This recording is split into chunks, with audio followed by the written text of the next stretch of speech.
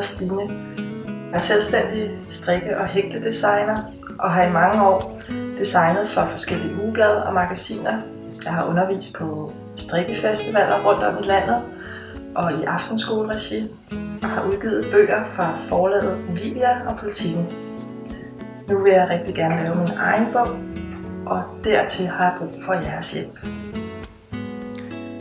Tunesisk hækling er en gammel teknik fra det nordlige Afrika, en blanding mellem strik og hækling. Man hakker på en hakkenål, som er en blanding mellem en strikkepind og en hæklenål. Teknikken får et lækkert, næsten vævet udtryk, lidt ligesom tekstil. Lige nu er jeg helt færdig med 12 modeller, men jeg har lige et par idéer mere, jeg rigtig gerne vil have med i bogen. Den skal indeholde 14 opskrifter til små drenge, små piger i alderen 6-24 måneder.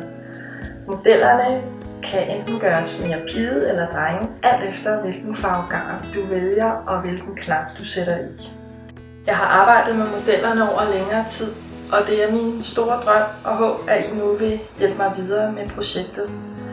Hernede til venstre kan I se incitamenterne for, hvad I får ud af at støtte mig, så drømmen om bogen Tunesisk hækling til de mindste bliver til virkelighed.